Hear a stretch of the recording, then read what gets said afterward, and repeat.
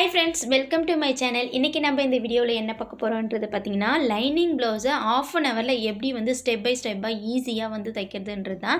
எப்படி of an ஹவரில் நான் ஸ்டிச் பண்ணுன்றதே சொல்கிறேன். ஆனால் பார்த்தீங்கன்னா இன்றைக்கி வந்து எங்கள் ஊரில் வந்து நல்ல புயல் மழை. நான் பாண்டிச்சேரி. ஸோ வந்து பார்த்தீங்கன்னா பவர் கட் வேறு. ஸோ இவங்களுக்கு வந்து பார்த்தீங்கன்னா ஃப்ரைடே அன்னைக்கு வந்து இவங்களுக்கு வந்து ஈவினிங்கே நான் ப்ளவுஸ் கொடுத்தாகணும். சண்டே ஃபங்க்ஷன் போகிறாங்க. ஸோ பார்த்தீங்கன்னா இப்போ பவர் கட் இல்லை, மழை வேறு. ஸோ இதில் வந்து ரொம்பவே சிரமமாக போச்சு இந்த ப்ளவுஸு. ஸோ அதுக்காக நான் ரொம்ப வேகமாக வந்து இந்த ப்ளவுஸை நான் ஸ்டிச் பண்ணேன். ஆஃப் அன் ஹவர்லேயே நான் வந்து ஸ்டிச் பண்ணி முடிச்சிட்டேன். ஸோ எப்படிலாம் ஈஸியாக கடகடன் ஸ்டிச் பண்ணுறேன்றதை இந்த வீடியோவில் காமிச்சிருக்கேன். எந்த இடத்துலையும் நான் ஆனால் ஸ்கிப் பண்ணல. பட் வந்து நான் என்ன பண்ணியிருக்கீங்கன்னா ஆஃப் அன் ஹவர் வீடியோ லென்த்தாக போகுன்றதுனால நான் என்ன பண்ணியிருக்கேன் பார்த்தீங்கன்னா ஒரு 15 மினிட்ஸுக்கு நான் வந்து ஸ்பீட் பண்ணி காமிச்சிருக்கேன். ஸ்பீடாக இருக்கும் வீடியோ, அப்படியே பார்த்துக்குங்க. அது மட்டும் இல்லாமல் ஒரு சப்ஸ்கிரைபர் கேட்ட டவுட்டும் இந்த வீடியோவில் நான் கிளியர் பண்ணியிருக்கேன். என்ன டவுட்டுன்னு கேட்டிங்கன்னா, இதை மாதிரி டிசைன் ப்ளவுஸ் ஸ்டிச் பண்ணும்போது லேஸ் வச்சு ஸ்டிச் பண்ணுறோம் இல்லையா, அந்த லேஸ் வந்து ஏன் சுருங்குது, எனக்கு வந்து சுருக்கமாக வருது, நான் எப்படி ஸ்டிச் பண்ணாலும் சுருக்கமாக வருது, எனக்கு அந்த மாதிரி சுருக்கமே இல்லாமல் எப்படி ஸ்டிச் பண்ணுறதுன்றதை சொல்லுங்கள் அப்படின்னு சொல்லி கேட்டிருந்தாங்க. ஸோ அவங்களுக்காகவும் இந்த வீடியோவை நானே மேக் பண்ணியிருக்கேன். வீடியோவை ஸ்கிப் பண்ணாமல் பாருங்கள். நடுவில் சின்ன சின்னதாக டிப்ஸும் கொடுத்துருப்பேன். அது எல்லாமே உங்களுக்கு ஸ்பீடாக தைக்கிறதுக்கும் ப்ளவுஸ் பர்ஃபெக்டாக வர்றதுக்கும் யூஸ்ஃபுல்லாக இருக்கும். இப்போ தான் என்னோடய சேனலை ஃபஸ்ட் டைம் பார்க்குறீங்கன்னா மறக்காமல் சேனலுக்கு சப்ஸ்கிரைப் பண்ணிவிட்டு அப்படியே ஒரு லைக் பண்ணிவிட்டு பார்த்தீங்கன்னா நான் எனக்கு அடுத்தடுத்த வீடியோ போடுறதுக்கு ஒரு மோட்டிவாக இருக்கும்.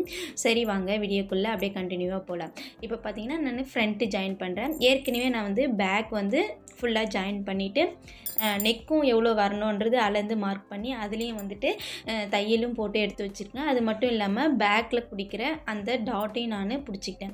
இப்போ ஃப்ரண்ட்டு ஜாயின் பண்ணுறேன். ஃப்ரண்ட்டு ஜாயின் பண்ணதுக்கப்புறம் இந்த மாதிரி எக்ஸ்ட்ரா பீசஸ் எல்லாத்தையுமே கட் பண்ணி எடுத்துருங்க. அப்போ தான் உங்களுக்கு ரொம்ப ஈஸியாக இருக்கும்.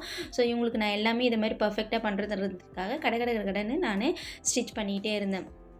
இந்த மழையிலையும் நான் இப்படி வந்து ஸ்டிச் பண்ணிவிட்டு கொடுக்கணுன்றதுக்காக ரொம்பவே ஈஸியாக வேகமாக நான் ஸ்டிச் பண்ணேன். எல்லா இடத்துலையும் பார்த்தீங்கன்னா நான் மார்க் பண்ணி கட் பண்ணும்போதே எடுத்து வச்சுக்கிட்டேன்.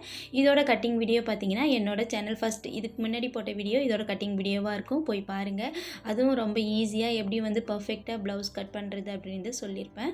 ஸோ அது வந்து ரொம்ப ஈஸியான முறையிலையும் கட் பண்ணலாம். அதுவும் இல்லாமல் நம்மளுக்கு அளவு ப்ளவுஸில் இருக்கிற மாதிரியே அந்த அளவுகளை எப்படி மார்க் பண்ணுறதுன்றதும் அந்த வீடியோவில் காமிச்சிருப்பேன். இப்போ பார்த்தீங்கன்னா நான் வந்துட்டு 2 பக்கமும் ஃப்ரண்ட்டை டாட் பிடிச்சி ஒரு பக்கம் டாட் பிடிச்சி எடுத்து வச்சுட்டேன். அடுத்தது இந்த வந்து லெஃப்ட் சைடு டாட் பிடிக்கிறேன். இது மாதிரி எக்ஸ்ட்ரா பீசஸை கட் பண்ணும்போது நம்ம ப்ளவுஸ் ஸ்டிச் பண்ண நிறைய வீடியோவில் நான் சொல்லியிருப்பேன்.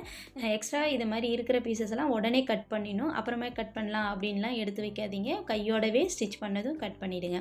அப்போ தான் நம்மளுக்கு வந்து ப்ளவுஸ் வந்து ஃபினிஷிங்காக வர மாதிரி இருக்கும்.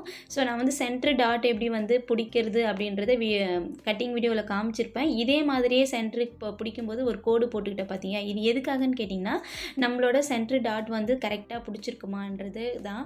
ஸோ எப்பயுமே நம்மளுக்கு ஷோல்டருக்கு நேராக தான் சென்ட்ரு டாட்டு பிடிக்கணும். ஷோல்டரோடுக்கு நேராக பிடிச்சா மட்டும்தான் ப்ளவுஸ் வந்து பர்ஃபெக்டாக அழகாக இருக்கும். ஸோ பார்த்தீங்கன்னா கப் சைஸ் கரெக்டாக வந்து பிடிச்சிட்டேன். அடுத்தது என்ன பார்த்தீங்கன்னா ஷோல்டரும் இதுவும் ஜாயின் பண்ணுறேன். இதுவே நான் வந்து பார்த்தீங்கன்னா ஒரு 10 மினிட்ஸில் இந்த வேலைகளை முடிச்சிட்டேன்.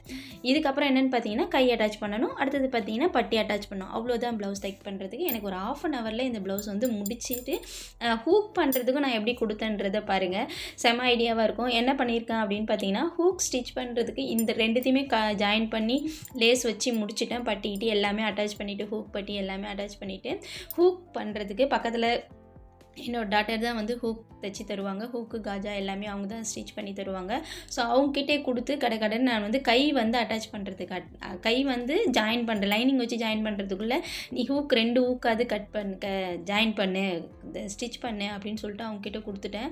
ஸோ அவங்களும் என்ன பண்ணாங்கன்னு பார்த்தீங்கன்னா கடன் ஒரு பக்கம் காஜா கட்டி கொடுத்துட்டாங்க. அப்புறமேட்டா நான் ஹூக் பண்ணேன். ஸோ இதை மாதிரி சிம்பிளாக எப்படி வேலையெல்லாம் ஈஸியாக முடிக்கிறதுன்றதுக்கு இந்த மாதிரி கூட நம்ம ஸ்டிச் பவர் இல்லாதப்போ எதெல்லாம் முக்கியமாக ஃபஸ்ட்டு கட் பண்ணணுமோ ஸ்டிச் பண்ணணுமோ அதை ரெடி பண்ணிவிட்டு அதுக்கப்புறமேட்டா நம்ம கடன்னு இதை ஸ்டிச் பண்ணலாம். எனக்கு வந்து இம்பார்ட்டண்ட்டாக இப்போ நான் ஏன் இவ்வளோ வேகமாக ஸ்டிச் பண்ணுறேன்னு பார்த்தீங்கன்னா இப்போ பவர் கட் ஆகிடும். எப்படி இருந்தாலும் புயல் காற்று அடிச்சுக்கிட்டே இருக்குது.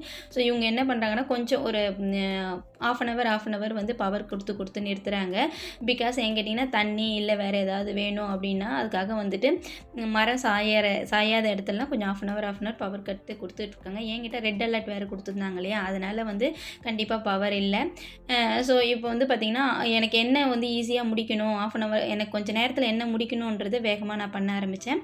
அப்படி பண்ணும்போது ஃபஸ்ட்டு என்ன பண்ணேன் அப்படின்னு பார்த்திங்கன்னா ஃபஸ்ட்டு ஹூக் பட்டியும் காஜா பட்டியும் வச்சுட்டா பவர் கட் வந்து இல்லை அப்படின்னா கடகடன்னு அதில் வந்து நம்ம ஸ்டிச் பண்ணிடலாம். ஸ்டிச் பண்ணி எடுத்து வைக்கிறதுக்குள்ளே பவர் வந்து அடுத்தது ஸ்டிச் பண்ணலான்றதுக்காக நானும் என்ன பண்ணுறேன்னா வேகமாக வந்து ஃப்ரண்ட்டும் பேக்கும் மட்டும்தான் ஃபஸ்ட்டு ரெடி பண்ணேன்.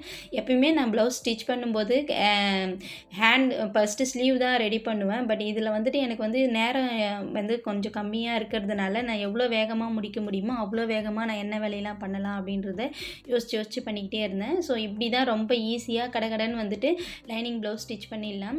ஸோ நிறைய பேருக்கு ப்ளவுஸ் ஸ்டிச் பண்ணுறதுல நிறைய டவுட் இருக்கும், நிறைய மெத்தடும் இருக்கும். பட் இந்த மெத்தட்லாம் பார்த்திங்கன்னா ரொம்ப சிம்பிளான மெத்தட் தான்.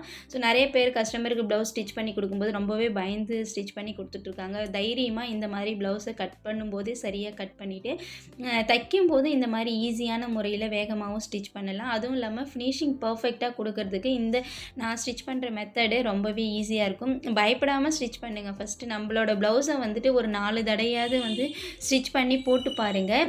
எந்த மெத்தட் வந்துக்கு உங்களுக்கு கரெக்டாக இருக்கோ, இப்போ நான் வெட்டுற மெத்தட் உங்களுக்கு கரெக்டாக இருந்ததுன்னா அதையே ஃபாலோ பண்ணுங்கள். இல்லை வேறு யாராவது உங்களுக்கு அவங்க கட் பண்ணுற மெத்தட் வந்து கரெக்டாக இருந்ததுன்னா அந்த மெத்தடை ஃபாலோ பண்ணுங்கள்.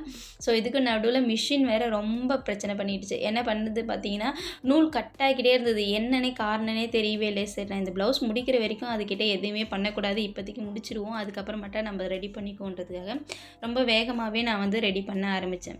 ஸோ நம்ம வந்து இப்போ பார்த்திங்கன்னா ஃபஸ்ட்டு ஒரு 4 ப்ளவுஸ் எடுத்துக்கங்க. 4 ப்ளவுஸு நீங்களே வந்து உங்களோட அளவுகளை அளந்து தச்சு பாருங்கள். ஃபஸ்ட்டு நார்மல் ப்ளவுஸ் தச்சு பாருங்கள். அது சரியாக இருந்ததுன்னா லைனிங் ப்ளவுஸ் தச்சு பாருங்கள். அப்போ தான் உங்களுக்கு வந்து உங்களுக்கே சாட்டிஸ்ஃபைடு ஆன உடனே நீங்கள் கஸ்டமருக்கு ஸ்டிச் பண்ணி தரலாம். நான் வந்து கஸ்டமருக்கு எப்படி ஸ்டிச் பண்ண கொடுக்க ஆரம்பிச்சிங்கன்னா என்னோடய ப்ளவுஸை கண்டினியூவாக நான் வந்து ஒரு 10-15 ப்ளவுஸை கண்டினியூவாக எந்த மிஸ்டேக்கும் இல்லாமல் எப்போ தைக்கிறேன்னு எனக்கு ஒரு தன்னம்பிக்கை வந்ததோ அப்போ தான் நான் கஸ்டமர்கிட்ட வாங்கி ப்ளவுஸ் ஸ்டிச் பண்ண ஆரம்பித்தேன். ஸோ ஃபஸ்ட்டு ப்ளவுஸே சாட்டிஸ்ஃபைட் ஆகிட்டாங்கன்னா அப்படின்னு கேட்டிங்கன்னா அதுதான் இல்லை. என்ன பண்ணாங்கன்னா அப்படின்னு பார்த்தீங்கன்னா சின்ன சின்ன மிஸ்டேக்கில் கொடுத்தாங்க. ஸோ இன்னும் சின்ன சின்ன மிஸ்டேக் வருது அப்படின்றத ஃபஸ்ட்டு நான் நோட் பண்ணிக்கிட்டேன். ஃபஸ்ட்டு அவங்களுக்கு ப்ளவுஸ் தைச்சி கொடுக்கும்போது அவங்களோட சின்ன சின்ன மிஸ்டேக்லாம் வந்து நான் நோட் பண்ண ஆரம்பிக்கும் போது எனக்கும் வந்து அதுலேருந்து புதுசாக எல்லாத்தையும் நம்ம இப்படி ஸ்டிச் பண்ணால் இது கரெக்டாக வரும், இப்படி ஸ்டிச் பண்ணால் இது கரெக்டாக வரும் அப்படின்றதையும் நான் நோட் பண்ண ஆரம்பித்தேன். ஸோ அதேமாதிரி நோட் பண்ண ஆரம்பிக்கும் போது அடுத்த ப்ளவுஸ் ஸ்டிச் பண்ணும்போது அவங்களுக்கு ஃபுல் சாட்டிஸ்ஃபைடாக இருந்தது. ஃபுல் சாட்டிஸ்ஃபைடுனா அவங்க வந்துட்டு எனக்கு வந்து கரெக்டாக இருக்குது, இந்த மெத்தட்லேயே அடுத்தடுத்த ப்ளவுஸை நீங்கள் ஸ்டிச் பண்ணி கொடுங்க அப்படின்னு சொன்னாங்க. பட் நான் எல்லா கஸ்டமருக்குமே நான் ஒரு என்கிட்ட கொடுக்குற ரெகுலர் கஸ்டமர் எல்லாருக்குமே அவங்க சொல்கிற ஃபஸ்ட்டு விஷயத்தை நான் நோட் பண்ணி வச்சுக்கிட்டேன். ஏன்னு கேட்டிங்கன்னா அடுத்து வந்து ஸ்டிச் பண்ணும்போது அவங்களுக்கு அந்த மிஸ்டேக் கொடுக்கக்கூடாது அப்படின்றதுல கவனமாக இருந்தேன். ஸோ நம்மளுக்கு கஸ்டமர் தான் முக்கியன்றதுனால நான் வந்து நிச்சயமாக வந்து அவங்க சொல்கிறத ஒரு விஷயத்தையும் நான் நோட் பண்ண ஆரம்பித்தேன். நோட் பண்ண ஆரம்பித்து எடுத்தும் வச்சுக்கிட்டேன். என்கிட்ட அவங்க நம்மளுக்கு ரெகுலராக கொடுக்க போகிறவங்க, அதனால் வந்து அவங்களோட ட்ரெஸ்ஸஸை நான் நோட் பண்ண ஆரம்பித்தேன். இப்போ லேஸ் ஏன் சுருக்கமாக வருது அப்படின்னு கேட்டிருந்தீங்க. இப்போ பார்த்தீங்கன்னா இது ஸ்ட்ரைட்டாக இருக்கிற லேஸு. ஸோ வளைஞ்சி கொடுக்காமல் ஸ்ட்ரைட்டாக இருக்கிற லேஸு பாருங்கள். இப்போ நான் இதுக்கு வந்து நல்ல ஒரு கிட்டத்தில் கை கிட்ட வச்சு ஒரு தையல் போட்டுட்டேன். தையல் போட்டது மட்டும் இல்லாமல் ஃப்ரண்ட் நெக் வைக்கும்போது மட்டும் பார்த்தீங்கன்னா சின்னதாக குட்டியாக ஒரு பிடிச்சி நம்ம பானைக்கு பிடிப்போம் இல்லையா, அந்த மாதிரி கொஞ்சமாக ஒரு 1/4 இன்ச்சஸ்க்கு பிடிச்சிட்டு அப்படியே ஸ்டிச் பண்ணுறேன். இப்போ பாருங்கள் ஃப்ரண்ட் நெக்கில் எப்படி வைக்கிறேன் அப்படின்றது. அதாவது வளைவு கிட்ட மட்டும் லைட்டாக வளைச்சி அந்த மாதிரி கொடுத்துக்குங்க. அப்போ தைக்கும்போது பார்த்திங்கன்னா உங்களுக்கு கண்டிப்பாக சுருக்கம் வரவே வராது. ஸோ அதேமாரி மேல் தையல் போடும்போது எட்ஜில் போடுங்க. நிறைய பேர் என்ன பண்ணுவாங்கன்னா சென்டராக அந்த லேஸுக்கு நடுவில் போடுறாங்க. அதுமாரி போடாமல் அதோட லேஸோட எட்ஜில் போட்டிங்கன்னா உங்களுக்கு கண்டிப்பாக சுருக்கம் வராது. ஸ்டிச் பண்ணி போடும்போது ரொம்பவே அழகாக இருக்கும். உங்களுக்கு ஸ்டிச் பண்ணும்போதே தெரியும். இந்த மெத்தட் வந்து உங்களுக்கு ஸ்டிச் பண்ணும்போதே பார்த்திங்கன்னா சுருக்கமே எங்கேயுமே வராது. ஸோ போடும்போது ரொம்பவே அழகாக இருக்கும். நீங்களே பாருங்கள். இப்போ பார்த்தீங்கன்னா நான் எல்லாத்தையும் செக் பண்ணிவிட்டு ஷோல்டரும் மார்க் பண்ணிக்கிறேன். ஷோல்டர் எந்த இடத்த பிடிக்கணுன்றதையும் நம்ம மார்க் பண்ணிக்கணும். அப்போ தான் வந்துட்டு கை அட்டாச் பண்ணும்போது ரொம்ப நம்மளுக்கு ஈஸியாக இருக்கும். ஸோ இது இன்னொரு விஷயமும் நான் இப்போ வந்து என்ன பண்ணிக்கிறேன் பார்த்தீங்கன்னா ப்ளவுஸ் ப்ளவுஸ் ஸ்டிச் பண்ண உடனே அளக்காமல் ப்ளவுஸ் ஸ்டிச் பண்ணுறதுக்கு முன்னாடியே நான் அளந்து இந்த மாதிரி டாட்ஸ் எல்லாம் போட்டு வச்சுக்கிறேன். ஏன் கேட்டிங்கன்னா அடுத்தடுத்து நான் வந்துட்டு உங்களுக்கு நான் தைக்கும்போது நம்மளுக்கு கண்டினியூவாக அளந்துட்டு இருக்க இல்லாமல் இப்போவே நான் வந்து எனக்கு டைம் கிடைக்கும்போது கடகடன்னு பார்த்தீங்கன்னா இந்த மாதிரி மெத்தட்லாம் ஃபாலோ பண்ணிக்கிட்டேன். அதேமாரி கப் சைஸ் கரெக்டாக இருக்கான்னு ஒரு தடவை செக் பண்ணிக்கிட்டேன். கப் சைஸ் இப்படி தான் செக் பண்ணணும். எப்படி செக் பண்ணுறதுன்றதை பார்த்துக்குங்க. இது உங்களுக்கு ஒரு யூஸ்ஃபுல்லான டிப்ஸாகவும் இருக்கும்.